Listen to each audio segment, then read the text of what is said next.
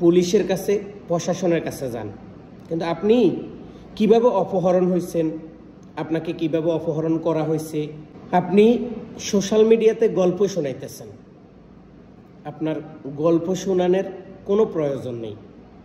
আপনি যদি পারেন আপনি সৌদি পুলিশের কাছে, প্রশাসনের কাছে যান, কিন্তু আপনি কিভাবে অপহরণ হয়েছেন, আপনাকে কিভাবে অপহরণ করা হয়েছে, এই গল্প ফেসবুকে বলি, ফেসবুক এটা সমাধান আপনাকে দিতে পারবে না। আপনি লিখিতভাবে, অথবা আপনি লিখতে জানেন না, অসুবিধা নেই, আপনি একটা অফিসে যান, একটা মক্তবে যান, একটা টাইপ করে কম্পিউটারে এরকম একটা জায়গা আছে, ওইখানে যান। যাওয়ার পরে আপনি লিখেন, আরবিতে লিখেন আর ইংলিশে লেখেন। লেখার পরে আপনার আকামা নাম্বার দিয়ে আপনি পুলিশ প্রশাসনের কাছে যান, বাংলাদেশ দূতাবাসে এরকম একটা কপি জমা দেন।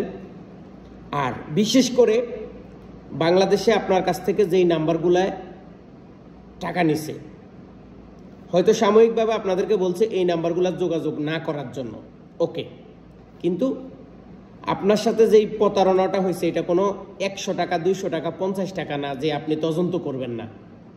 আপনার উচিত গল্প মানুষকে না শুনিয়ে সৌদি আরবের প্রশাসনকে সিধাভাবে, আমি এই জায়গায় দাঁড়ানো ছিলাম, এই জায়গায় থেকে আমাকে এই জায়গার কথা বলছে, আমি এই রাস্তা দিয়ে গেছি, এই জায়গা দিয়ে গেছি, এইখানে যাওয়ার পরে আমার উপর অ্যাটাক হয়েছে, এরপরে আর আমাকে কোথায় নিছে, কি করছে এটা আমি জানি না। শুধু আমাকে ফিডাইছে, আমাকে মারধর করছে, আর আমার পরিবারকে ফোন দেওয়ার জন্য বলছে, আমার ফ্যামিলিকে ফোন দিছি, এই নাম্বার থেকে আমার কাছ থেকে টাকাগুলো নেওয়া হয়েছে। তাহলে বাংলাদেশে বিকাশ কর্তৃপক্ষের কাছে এই নাম্বারের ভোটার আইডি কার্ড আছে। বুঝলাম বিকাশ আপনাকে হেল্প করে নাই, কারণ বিকাশ বাংলাদেশের মাদারচোদ, এটা আপনিও জানেন, আমিও জানি। বাংলাদেশের পুলিশ প্রশাসনের হাতে এমন ক্ষমতা আছে, তারা নাম্বারটা কম্পিউটারে ডাবানোর পরে তারা বলে দিব এটা কোন লোকের, কোন থানায়, কোন জেলায়, কোন ডিস্ট্রিক্টে, কোন জায়গায় লাস্ট ব্যবহার হয়েছে, এবং টাকাটা কখন ঢুকছে, কতক্ষণে ঢুকছে। বুঝলাম সিম কার্ডটা আমার নামে, ব্যবহার করছে আরেকজনে, এইটাও আমি বুঝলাম।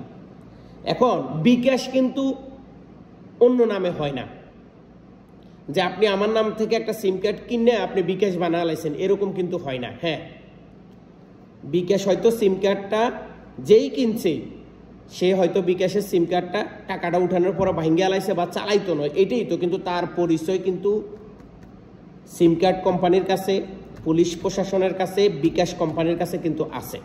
তো অতএব আপনি গল্প ফেসবুকে না বলে গল্পটা সৌদি আরবের প্রশাসনের কাছে বলেন, গল্পটা আপনি বাংলাদেশে বলেন, যেই নাম্বারগুলো আপনার কাছ থেকে 3 লক্ষ, 4 লক্ষ, 5 লক্ষ টাকা নিচে সোজা ব্যাপার, এটা আপনি ওইখানে বলেন।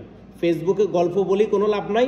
আর ফেসবুকে এটা বলতে পারেন যে ভাই আমি এইভাবে প্রতারিত হয়েছি, আপনারা যখন গাড়ি চালাইবেন তখন আপনাদেরকে আরও বেশি সাবধান হইতে হবে। আমি বারবার বলতেছি, যখন আপনি কোনো প্যাসেঞ্জারকে গাড়িতে উঠাইবেন, সোজা কথা, চিনি আর নাই চিনি, ভাই একটা সেলফি লইতেছি, তো তিনি আপনাকে জিজ্ঞাসা করবে সেলফি কেন লইতেছেন, নিরাপত্তা খাতিলে। আপনি কোথায় যাবেন, কেন যাইবেন, এটা তো আমি বলতে পারি না, আপনাকে তো আমি আকামাটা চাইলে আপনি আকামাটাও দিবেন না। ততএব নিরাপত্তার খাতিলে আমি একটা সেলফি লইতেছি, এটা আমার ফ্যামিলির কাছে ফাটাই রাখতেছি। আর যদি সেটা না হয়, তাহলে আপনি যেই জায়গায় যাবেন কারেক্ট লোকেশন লওয়ার পরে ওই জায়গা থেকে আপনি এই দিক থেকে ওই দিক, ওই দিক থেকে এই দিক, কোনো জায়গায় যাইতে পারবেন না, আমি ঠিক ওই জায়গার মধ্যে আপনাকে নামাই দেব। আর বিশেষ করে নির্জন এলাকায় গেলে যাত্রী গাড়িতে উঠানোর পর অর্ধেক রাস্তায় যাইলে বলবেন আমার টাকাটা দেন। যখন বলবে টাকা ওইখানে যাই দিব, বা বলবে টাকা আমার কাছে নাই, ওরা দিবে, তখন সাথে সাথে গাড়ি থেকে নামাই দিবেন, মানুষের সামনে দাঁড়াইবেন বা কোনো দোকানের সামনে দাঁড়াইবেন, দাঁড়াই বলবেন এখন নামো, এখন গাড়ি থেকে নামো। তো সে বলবে কেন, আপনার সাথে আমার কন্ট্যাক্ট হয়েছে, সেখানে যাব না, আমি যাব না, এখন নামো। কারণ যিনি ভালো লোক, যিনি ভদ্রলোক, যিনি ভদ্রভাবে আপনার সাথে যাবে, তিনি কিন্তু এত কিছু আপনার সাথে মার্কেটিং করবে না।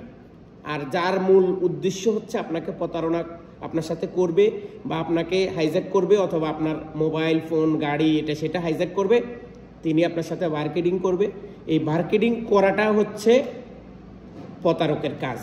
তো এই বিষয়গুলো যদি আপনারা একটু লক্ষ্য করেন, এবং আপনি যখন সেলফি উঠাইবেন ওই সেলফিটা আপনি আপনার সাথে সাথে আপনার একটা নিয়ারেস্ট বন্ধু থাকে না, ওর কাছে পাঠাই দিবেন যে আমি এই জায়গায় যাইতেছি, আমার যদি দেরি হয় তুই সাথে সাথে এই জায়গায় চলে আসবি, চলে আসি আমার খোঁজাখুঁজি করবি, আর সাথে সাথে পুলিশ প্রশাসনকে জানাই দিবি যে আমি এই জায়গা থেকে এই জায়গায় যাইতেছি। এখন অনেকেই বলবেন ভাই ভাড়া এই চালানোর সময় এত কিছু করা সম্ভব? ভাই এখন আপনি যদি সচেতন না হন তাহলে তো প্রতারক আপনাকে ধরবে।